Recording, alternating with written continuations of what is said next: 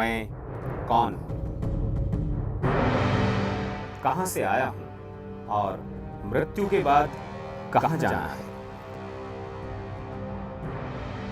ज्ञान विज्ञान के लाखों शोध अनुसंधान के बावजूद अब तक इसका उत्तर कहां मिल पाया, और इससे जुड़े सवालों का सिलसिला रुका भी तो नहीं है। आत्मा क्या है, परमात्मा क्या है और इन दोनों का संबंध क्या है, अब कौन बताए आत्मा के रहस्य को। अगर थोड़ा और आगे बढ़ें तो द्वैत किसे कहते हैं, अद्वैत क्या होता है।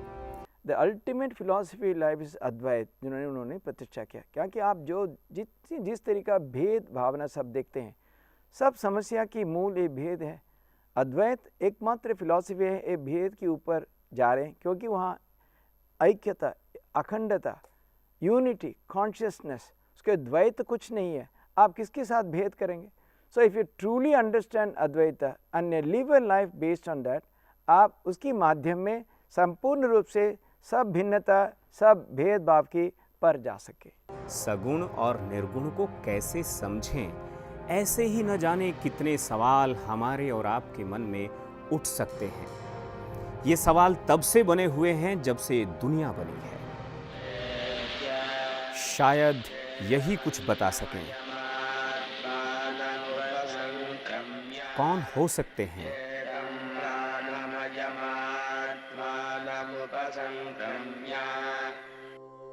शंकराचार्य, जी हां, आदि गुरु शंकराचार्य। इन्हें ही तो जगत गुरु कहते हैं। बस 32 साल जीकर बहुत कुछ कर गए, अनगिनत रचनाएं भी कर दी। वेदांत की परंपरा, इसमें राष्ट्र जियोग्राफिकल जुरिडिक्शन मात्र नहीं है, यह जीवमान इकाई है। सा राष्ट्रीय संगमनी वसुनाम चिकित्सी। राष्ट्र शब्द जो है राज और शासते से नहीं बनता है, वह राजरी दीप्तौ से बनता है, जो दीप्त होता है, जो सुशोभित होता है, जो समंजित है, जो चैतसिक है, वह राष्ट्र है। तो जब वह 4 मठों की स्थापना कर रहे हैं, तो ये जो सांस्कृतिक भूमि है, जिसको बार बार हमारी परंपरा भारतवर्षम कर्म क्षेत्रम इस रूप में प्रतिपादित करती है। अब दूसरा विषय आता है कि कर्म का निषेध शंकर ने नहीं किया है। जो अनुभव है, उस अनुभव का अपलाप करने की बात शंकर नहीं करते हैं, क्योंकि वो कहते हैं नहीं श्रुति सहस्त्रेणापि सग्निशीतम कर्तुम शक्यते। रोटी खाते हुए रोटी को मिथ्या, ऐसा कोई कहेगा क्या? आदि शंकर ने ईशावास्योपनिषद, केनोपनिषद, कठोपनिषद, प्रश्नोपनिषद, मुंडकोपनिषद, मांडुक्योपनिषद, ऐतरेयोपनिषद, तैत्तिरीयोपनिषद, वृद्धकारण्योपनिषद और छांदोग्य उपनिषद पर भाष्य लिखा।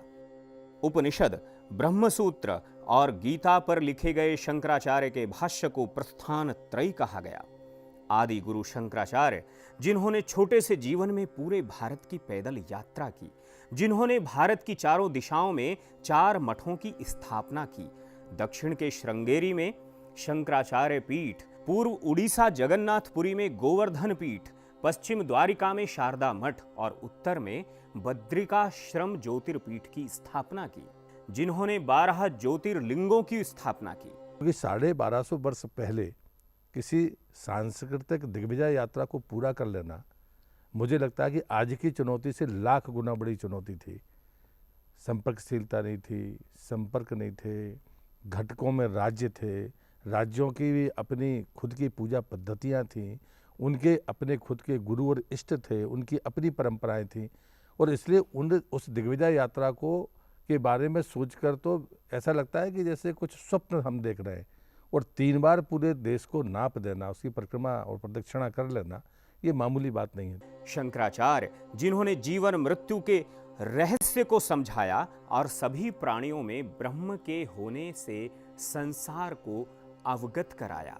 सभी एक ही ब्रह्म की अभिव्यंजनाएं हैं, मैनिफेस्टेशन है। इसको प्रमाणित करना था। एक तो यह हिस्सा था। दूसरा, किंतु लोक का अपलाप नहीं करना था। ये धरती है, इस धरती पर रहने वाले लोग हैं। इस धरती पर रहने वाले लोग विविध प्रकार के धर्माचरण को करते हैं, विविध प्रकार की भाषाओं को बोलते हैं। यह भी वेदों से स्वीकार्य तथ्य था। जन्म बिभ्रति बहुधा विवाचसम नाना धर्म पृथ्वी यथौकसम।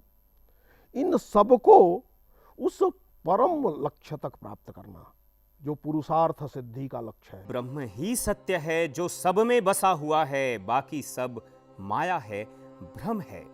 यानी ब्रह्म सत्यम जगत मिथ्या। छांदोग्योपनिषद के 6ठे अध्याय का है कि उदाहरण देते हैं कि जैसे स्वर्ण है और स्वर्ण से अनेक प्रकार के आभूषण बनते हैं। सभी आभूषणों की आकृति अलग अलग है लेकिन सब में स्वर्ण है। वैसे ही हम सब की आकृति अलग अलग है, हम सब की जाति अलग हो सकती है, सबके परिवार अलग हो सकते हैं, हमारा स्वरूप अलग हो सकता है, लेकिन सबका मूल कारण एक है। यदि उसको हम देखें तो भेद समाप्त हो जाएगा, यदि हम आकृतियों को देखें तो भेद बढ़ेगा। तो इसीलिए वहाँ पे बहुत है कि वाचारंभनम विकारो नाम ध्येयम मृत्तिके तेव सत्यम। मिट्टी सत्य है, स्वर्ण सत्य है। तैत्तिरीय उपनिषद में वो सत्यम ज्ञान मनंतम ब्रह्म की व्याख्या करते हैं। तो सत्य क्या चीज़ है उसको कहते हैं कि यद रूपेण यद निश्चितम तद यदि व्यभिचरति तत् सत्यम। एक बार हमने जिसको देख लिया यदि वो कभी न बदले तो सत्य है। दुनिया में जितनी भी आपाधापी चल रही है, खींचतान चल रही है, वो सब भ्रम है, क्योंकि हर एक व्यक्ति के अंदर परमात्मा का अंश है, वही सच है, बाकी सब कुछ समाप्त होने वाला है।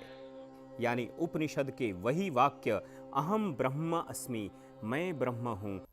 स्वयं शंकर भी कहते हैं वेद सत्य के स्रोत हैं और उन वेदों को उनकी प्रामाणिकता के रूप में स्थापित करना यह शंकर का उद्देश्य था, यही उनका जीवन व्रत था।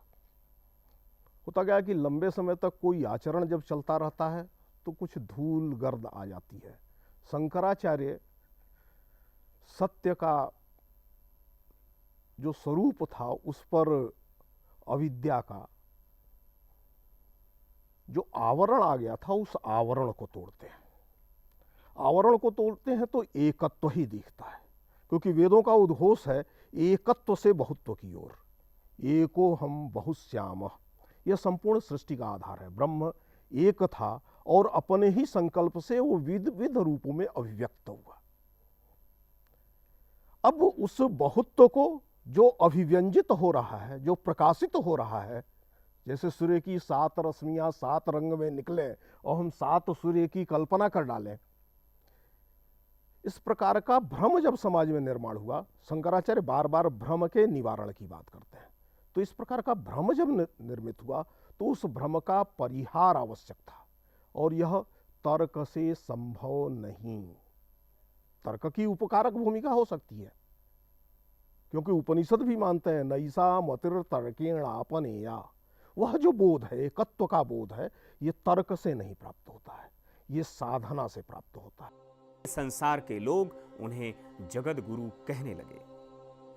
हम आपको बता दें, आदि गुरु शंकराचार्य का जन्म बैशाख शुक्ल पंचमी को केरल के कालड़ी गांव में हुआ। बचपन में ही उनके पिता शिव गुरु का निधन हो गया।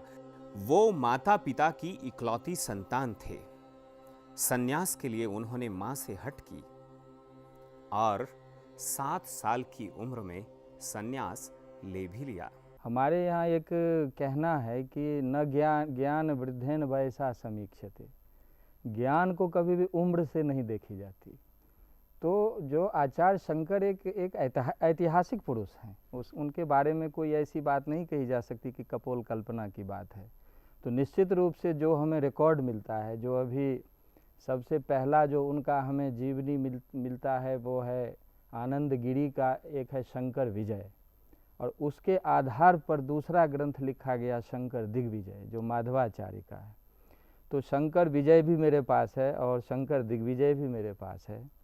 उसमें इसी तरह का उल्लेख है और 5 वर्ष की उम्र में उन्होंने सभी शास्त्रों का अध्ययन कर लिया था। जो उनके आचार्य जाते थे पढ़ाने के लिए वो भी चमत्कृत थे। 8 वर्ष की उम्र में उन्होंने संन्यास ली और फिर घर से निकल पड़े। नर्मदा नदी के तट पे आचार्य गोविंद पाद की शरण में गए। वो केरल से पैदल चलकर नर्मदा के किनारे किनारे ओंकारनाथ पहुंचे। वहां गुरु गोविंद पाद से योग शिक्षा ली और अद्वैत ब्रह्म ज्ञान की साधना में लीन हो गए। बाद में गुरु की आज्ञा से विश्वनाथ के दर्शन के लिए काशी आए। भगवान विश्वनाथ के दर्शन के लिए काशी जाते समय रास्ते में जब शंकराचार्य का सामना चांडाल से हुआ तो उन्होंने उसे रास्ते से हट जाने को कहा। जवाब में वो उनसे हाथ जोड़कर बोला, प्रभु क्या हटाऊं, अपना शरीर या आत्मा, आकार या निराकार, इस सीम को हटाऊं या असीम को हटाऊं? इन कुछ सवालों ने शंकराचार्य को भीतर तक झकझोर दिया और उन्होंने उस चांडाल को ही अपना गुरु बना लिया। शंकराचार्य ने पूरे भारत का भ्रमण करते हुए हर जगह सिर्फ एक ही भाषा संस्कृत में संवाद किया। तो हजारों ऋषियों के अनुभव को हम एक साइड रखते हुए किसी एक व्यक्ति के बौद्धिक प्राणायाम को या विलास को हम सिद्धांत माने, वो आचार्य शंकर इसको नहीं मानते। क्यों? क्योंकि मैं एक सिर्फ मंत्र बोलना चाहता हूँ कि ऋग्वेद में लिखा हुआ है कि ऋषि कहते हैं वहाँ कि इदम नमः ऋषिभ्यः पूर्वेभ्यः पथिकृतभ्यः, कि ऋग्वेद के ऋषि कहते हैं कि हमसे पहले ऐसी ऋषियों की परंपरा रही है जिन्होंने मुझे मार्ग दिखाया है। तो पहले का की परंपरा, फिर ऋग्वेद से लेकर आज तक की परंपरा, इतनी बड़ी परंपरा में जो एक जैसा अनुभव है, एक जैसा पूरे प्रकृति को ध्यान में रखा है, समस्त वैश्विकता को ध्यान में रखा है और सबका मूल कारण एक तत्व को माना है जिसका कि सब ये जिसकी अभिव्यक्ति है। तो ऐसे सिद्धांत को छोड़कर आज जिसको हम कहते हैं कि फ्रैगमेंटेड यूनिवर्स या जो इंडिविजुअल बेस्ड सोसाइटी, जिसमें कि हमने इस परिवार को समाप्त किया है, जिसमें हमने समाज को समाप्त किया है, रूल बेस्ड सोसाइटी आप ड्राइव करना चाहते हैं। उनकी 3 रचनाओं दक्षिण मूर्ति स्तोत्र, गोविंद षटक और सौंदर्य लहरी में शिव, विष्णु और शक्ति की आराधना की गई। आद्यगुरु शंकराचार्य के सौंदर्य लहरी में एक बात का बड़ा स्पष्ट उल्लेख है, गुरु शिष्य परंपरा, जिसका मैंने उल्लेख किया था। उन्होंने कहा कि गुरु और शिष्य के बीच में अनुग्रह का संबंध है। अगर शिष्य का अनुग्रह पूरा ना हो तो वो गुरु बदल सकता है। ये छूट आप देते हैं क्या?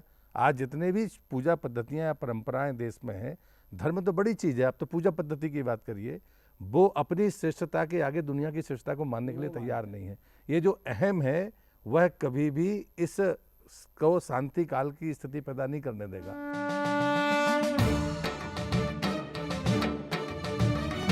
शास्त्रार्थ के लिए शंकराचार्य माहिष्मती नगरी में मंडर मिश्र के घर पहुंचे। शास्त्रार्थ की पद्धति की बात की, एक्चुअली में आप देखेंगे कि उनके जो 10 उपनिषद पे भाष्य हैं, ब्रह्म सूत्र पे भाष्य हैं, गीता पर भाष्य हैं, उसमें उन्होंने ये पूरी पद्धति का विश्लेषण किया है।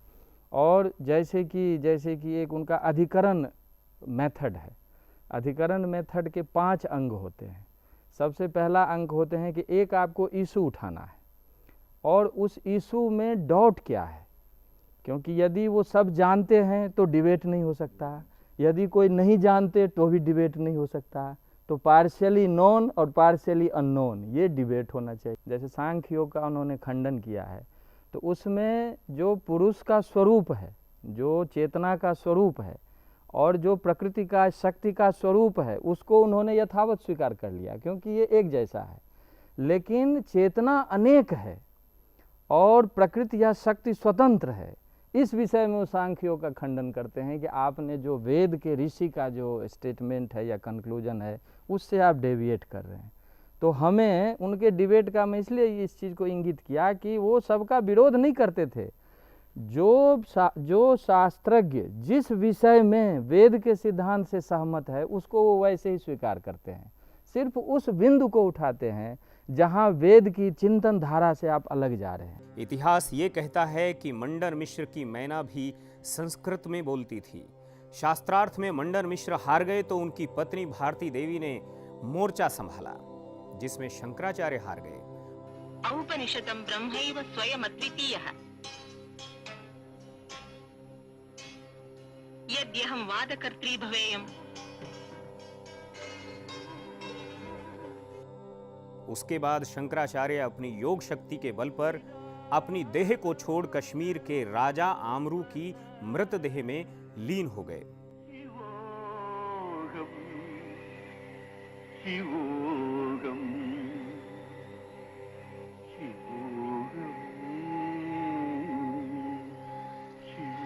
इस तरह उस देह को चैतन्य कर उन्होंने उसमें रहते हुए लंबे समय तक सभी तरह के दैहिक सुखों का भोग किया। फिर अपने शरीर में वापस लौटकर भारती देवी के प्रश्नों का जवाब दिया।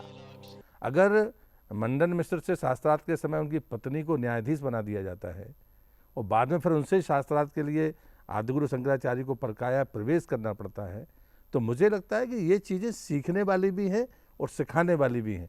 तो कुल मिलाकर किसी सन्यासी का, किसी गुरु का ये बर्ताव कि नहीं, सबसे अहम बात होगी कि ज्ञान सर्वश्रेष्ठ है, वो जिसके पास होगा उसके नीचे शरणागत होना होगा। तो इस ज्ञान की सर्वोच्चता को स्वीकार करना और व्यवस्था के प्रति कहीं अहम का भाव ना होना, इन दो बातों को साथ चलाना, ये ही उस शास्त्रार्थ की परंपरा को समर्थ और सफल बनाने का मूल कारण है। उन्होंने अपने कामोत्तेजक प्रेम काव्य आमरू शतक में इन अनुभवों का जिक्र भी किया। उसके बाद उन्होंने पहले कश्मीर और फिर श्रृंगेरी में शारदा के मंदिर बनवाए। शंकराचार्य जीवन में यही सीख है। इतना बड़े अद्वैत ज्ञानी होके भी finally he wrote that Aparadha Kshamapana Stotram which is embodiment of surrender. क्योंकि ज्ञान आप जहाँ भी ले जाए, इसलिए उन्होंने दोनों के, मेरे ख्याल से दोनों के समन्वय किया, ज्ञान और भक्ति का। अभी वो कह रहे हैं भक्ति से इतना गदगद होके, माँ मैं तो तुम्हारे चरण में शरण लेना, वही मेरा, इतना तक मैं जानता हूँ। आई डोंट नो इवन मंत्र और anything else. So that shows the extraordinary level to which the bhakti can take you. इसीलिए आप शंकर के जीवन में ज्ञान की प्राधान्यता हम लोग देख पाते हैं, and we emphasize only that. लेकिन भक्ति का उन्होंने जो जो रचाया, they are no less equally extraordinary. राष्ट्र धर्म का पाठ उन्होंने पहले सन्यासियों को पढ़ाया, फिर उनके माध्यम से पूरे समाज को शिक्षित किया। सन्यासियों के अखाड़ों की शुरुआत भी यहीं से हुई। अखाड़ों की जो स्थापना है वह आदि गुरु शंकराचार्य जी ने की, और बहुत ही अल्प आयु में उन्होंने 4 दिशाओं में 4 मठ स्थापित किए। इसके अलावा उन्होंने जगह जगह घूम करके हर परिवार से 2 सदस्य 3 सदस्य लिया और उन्होंने फिर अखाड़ों की स्थापना की। अखाड़ों की स्थापना उन्होंने, शंकराचार्य जी ने रामानुजाचार्य और शंकराचार्य की उपाधि दी, मतलब राम के उपासकों को जोड़ा उन्होंने। फिर 13 अखाड़े बनाए। 13 अखाड़ों में का जो दायित्व दिया गया वह यह दिया गया कि आप अपनी संस्था को बढ़ाएं, और उसमें नागा संप्रदाय केवल सन्यासियों और वैष्णव संप्रदाय के लिए गए। लगभग सभी अखाड़ों में नागा परंपरा है, केवल अग्नि अखाड़ों को छोड़ करके सबके यहाँ नागा परंपरा है। उनसे कहा गया कि जो राजा आपकी बात को मानता है, हमारे धर्म को मानता है, उस पर आप भभूति लगाइए। तो पुनः सनातन धर्म का विस्तार हुआ और पुनः सनातन धर्म जागृत हुआ, इसलिए अखाड़ों की स्थापना हुई। शंकराचार्य ने निराकार ब्रह्म की उपासना पर जोर दिया, वहीं उन्होंने शक्तिपीठ और ज्योतिर्पीठ की स्थापना कर इनकी वैज्ञानिकता को भी ताकत दी। और फिर केदारनाथ में 32 साल की उम्र में महासमाधि ले ली।